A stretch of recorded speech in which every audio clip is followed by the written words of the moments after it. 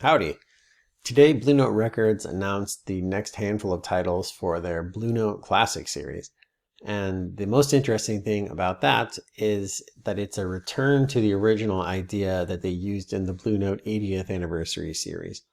So to recap, or if you don't already know, the Blue Note 80th anniversary was in 2018.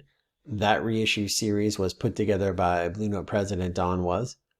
He had Kevin Gray at Coherent Audio remaster albums from the original master tapes. They were plated at RTI, but then pressed at Optimal in Germany. And instead of just doing the greatest hits of Blue Note Records, it was done thematically. So in every month, there was a different theme. One month was Blue Note debuts, people's first album on Blue Note Records. So we got Grant Green's Grant's First Stand. Another month was for live albums. So I think there was like Art Blakey at the Jazz Corner of the World, maybe. There was a whole, I think, 4 months with great Reed Miles covers. Reed Miles designed many of the most iconic album covers. Art Blakey's Indestructible came out, and I think Kenny Dorham Una Mas was also in that. So that was a fun series because, you could tell there was a real personal touch and somebody was coming up with the creative idea. Okay, this month is going to be about this concept, and then, pick albums. So that was neat. That went into the 81st year of Blue Note. And then by the time it got to the 82nd year, I guess they decided to stop calling it the 80th anniversary series and they switched to the Blue Note Classic series.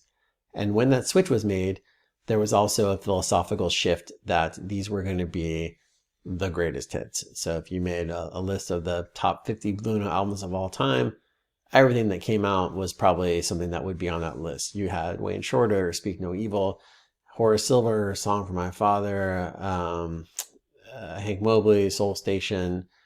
There weren't a lot of deep cuts on there. Maybe Joe Henderson, Page One. But, those were great. There were some quality problems with that, and Blue Note caught some flack for that. But, as far as the titles go, if you didn't have it already and you got one that played well on your system, I think people were happy campers. But today, the announcement was that they're going back to the themes, and Don Was and longtime Blue Note employee Sam Kurosman have put together, a nice little menu of different ideas, different aspects of Blue Note Records over its entire history. So starting in November, we get Hard Bop. Actually, starting in October, we get a Christmas album from Duke Pearson. But I think the themes really start in earnest in November with Hard Bop. And the records that they chose were Six Pieces of Silver by Horace Silver. And no, these aren't advanced copies or anything. I don't know anybody. I don't have any sort of inside track, but I do have the Music Matters reissues of these. So I'll show you those. And we got Art Blakey and the Jazz Messengers, The Big Beat. Now, this is a little bit of a letdown maybe if you were hoping for one of the more, marquee albums that might have been picked to represent hard bop, that area. But actually, I think these are really cool choices for a couple reasons. So one, you can't argue with the lineup at all. So on Six Pieces of Silver, you got Donald Byrd on trumpet. Let's see. Okay, Doug Watkins on bass. Doug Watkins also played with Art Blakey. You got Hank Mobley on tenor sax. Of course, Horace Silver plays the piano, and Louis Hayes on drums. This is super top shelf talent. Maybe not the greatest album cover of all time, but, can't argue with who's playing on it. And then, the Big Beat. The Big Beat is super awesome because this is the same band that gave you Moanin'. So we got Lee Morgan on trumpet. We got Bobby Timmons on piano. We got Jimmy Merritt on bass. We got Art Blakey on the drums. But we don't have Benny Golson. Instead, we got Wayne Shorter. This is Wayne Shorter's first appearance on Blue Note Records. It's on his first recording date with Art Blakey. He recorded Africaine and the session that gave rise to A Night in Tunisia and Like Someone in Love, but those were released later. So this is the first time the Blue Note listening public heard Wayne Shorter on Blue Note. And of course, he went on to be a real pioneer in post-bop, both in his own solo albums and with Miles Davis, the Second Great Quintet, and then giant of jazz fusion. So it's kind of cool to see him in the beginning. He was already a composer. He wrote a couple of the tracks on this album. So these aren't the most famous albums, but they do have, the most famous lineups for sure, the most famous personnel. And one other neat thing about it is I think these are really clever picks because the songs that are on these albums really are good examples of hard bop songs. They're maybe not the most famous hard bop albums and the most famous, songs recorded during the hard bop era. But as far as, the question of like, what is hard bop? These albums will take you a lot of the way there of getting a feel for it. So, I can give you like an academic definition. Hard bop is like a response to, or the extension or evolution of bebop, which was kind of hit its peak in the mid to late 40s and flamed out for several reasons.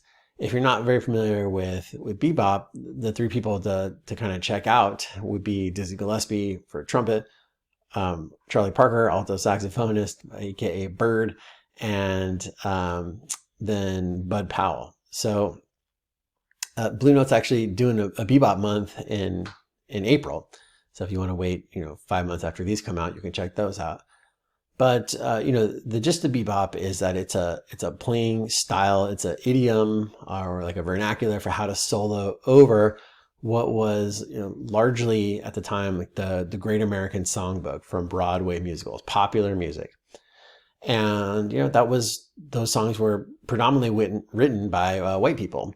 And so bebop was very much an idiom that was developed by African Americans, and has definitely, you can draw a through line of, Afro-Cuban rhythms, and the music of African American different styles and different cultures, and say, oh, I think, some of these bebop ideas came from here. And there were people playing with, blues influences in bebop for sure.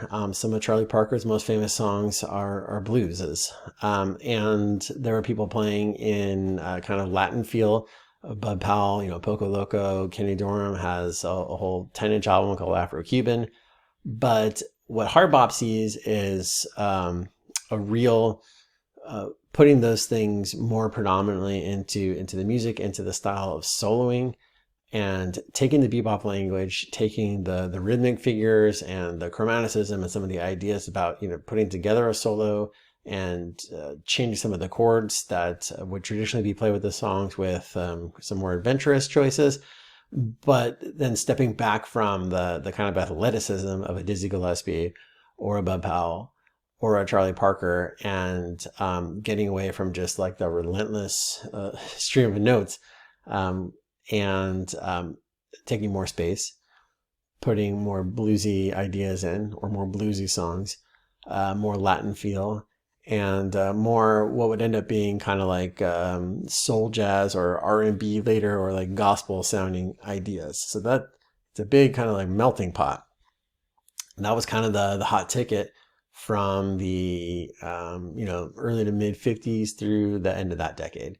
Big Beat is like came out in like 1961, I think. So, still going strong. After hard bop, that's when we start to get a more of a fracture in the mainstream jazz landscape, because you have the ideas of bebop get kind of exhausted. And for a good example of that, you could check out Miles Davis's album Walkin' on Prestige Records. That has a saxophonist that a lot of people mistook for Charlie Parker on there, but it's not Charlie Parker. It's Davy Schildkraut, right? You all know Davy Schildkraut.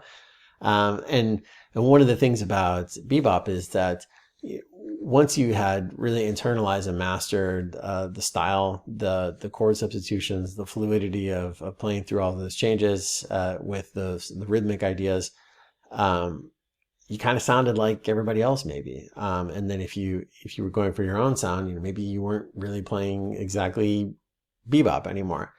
So the style kind of ran its course, morphed into hard bop.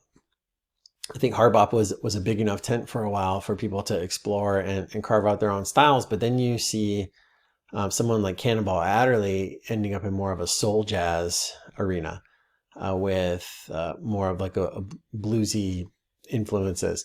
And Bobby Timmons, who wrote Moanin' from the Art Blakey record that was later called that, but started off as Art Blakey and the Jazz Messengers, Blue Note 4003, also ends up in kind of a soul jazz area. And then you get other people like Wayne Shorter who don't go with sort of the earthy, funky route and end up making post-bop music is what it's called. And I think that's one of the other months too. So hard bop is this really cool turning point in modern mainstream jazz history. And these aren't the albums that are on the tip of everybody's tongue, but the songs on here really represent what was going on stylistically at that time with, some of the greatest players ever to play the music. What's not to like, right? Well, one thing that's not to like is if you really wanted Blue Train to be in this next batch of titles, it's not there. So you're not going to get the greatest hits maybe. But, one cool thing is if you're starting, from zero collection wise or near zero, or you're starting from zero or near zero, just knowledge of the scope of jazz history wise, Don Was really wants you to learn about that and the history of Blue Note Records, and to buy lots of Blue Note records, of course. But if you look at the top 100 Blue Note albums of all time, that somebody's going to put together, I would say like probably 80 of them are going to be from, 1953 to 1963. So this is going to be a much broader perspective of, what's out there. Some very early stuff. There's a cool Milt Jackson album with Lou Donaldson on one side and then the Thelonious Monk Quartet on the other side. And I think the Lou Donaldson side has the first recorded appearance of Baggs's Groove, which Miles Davis made super famous later. But this one's a major blues and Miles plays it as a minor blues. So that's a whole cool thing right there. So they're really cool titles. And this is maybe a neat excuse to broaden your palette or just get some deeper cuts. And I'm sure the greatest hits are coming. So that's the news today. I'm curious to know what you think. Let me know in the titles. If I mischaracterize something in jazz history, get at me in the comments. Did I say titles? Whatever. Let me know in the comments. Let's get a dialogue going. Or if you don't have anything to say about that, but you recognize this album, let me know in the comments. Thanks for watching.